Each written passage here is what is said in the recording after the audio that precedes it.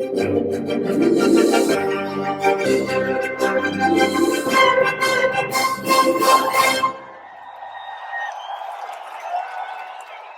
Morning children. आज हम लोग क्लास 2 के हिंदी 2 का सेकंड चैप्टर पढ़ने जा रहे हैं, जिसका शीर्षक है वर्णमाला। वर्णमाला दो प्रकार के होते हैं, पहला स्वर और दूसरा व्यंजन। तो स्वरों की संख्या कितनी होती है? 11। अ, आ, हर्षई, दीर्घई, हर्षऊ, दीर्घऊ, री, ए, ओ, औ, अंग, अ। तो ये सभी क्या है? स्वर है। उसके बाद है व्यंजन।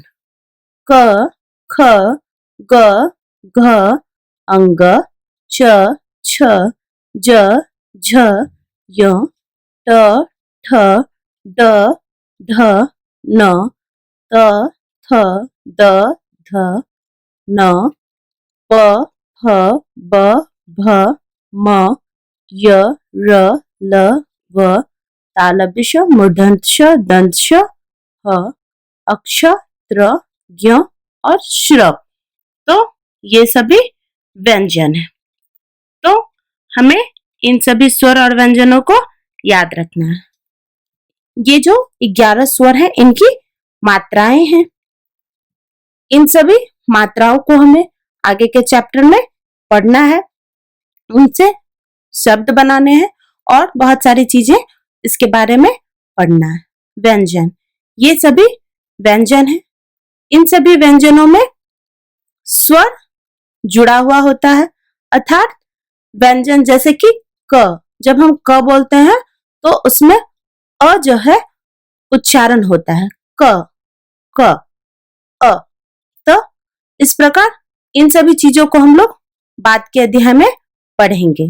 तो इन सभी व्यंजनों को हमें याद रखना है, जिसे क्रमबद्ध हम इसे लिख सके, इसका सही सही उच्चारण कर सके।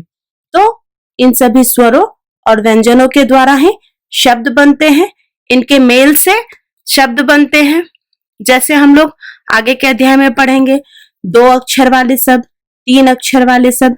तो ये सभी शब्द जो है इन स्वर और व्यंजनों के मेल से ही बनेंगे, और इन्हीं स्वर और व्यंजनों के मेल से जब शब्द बनेंगे तो उन शब्दों को जोड़कर वाक्य बनेंगे, और इस प्रकार यह क्रम आगे बढ़ते रहेगा।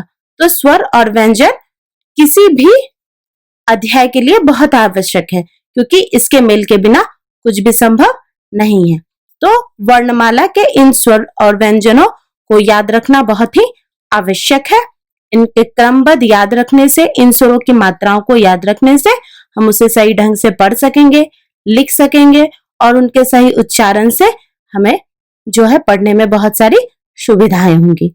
तो इन स्वर और व्यंजनों को क्रमबद्ध याद रखें, इनको लिखकर इनका अभ्यास करें और इनके संख्याओं को भी याद रखें।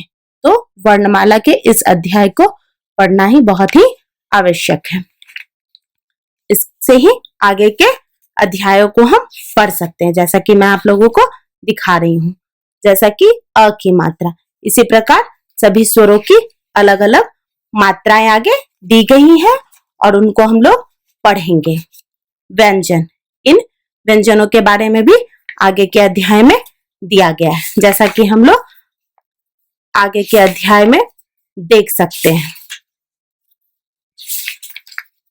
तो ये मैं आप लोगों को दिखाना चाह रही हूँ आगे के अध्याय।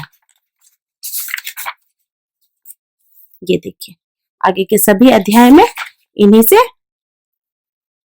आगे पाठ का निर्माण होता है। तो ये एक छोटी सी कहानी के रूप में भी बहुत सारी चीजें हम लोग को स्वर और व्यंजन में दिखाया गया है। तो इन सभी चीजों को पढ़ना बहुत ही आवश्यक है। Thank you.